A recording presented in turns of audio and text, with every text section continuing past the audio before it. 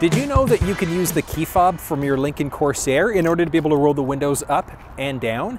It's a very straightforward process. Let me show you how it works. In order to roll it down, we press the unlock button twice. On the second button press, we're going to hold. So we're going to go 1, 2, and hold. We can press the lock button to pause it part way, and then we just press the unlock button again twice in order to resume the window down. Down they go, and it's that simple. Rolling them back up is equally as simple. So we're just going to press the lock button twice. On that second button press, we're going to hold. So we're going to go 1, 2, and hold.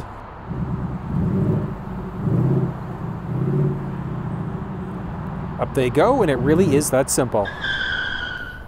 So that was pretty neat. Now, if for whatever reason your global windows up and down isn't working, go through the screen, so I'll show you how that process works.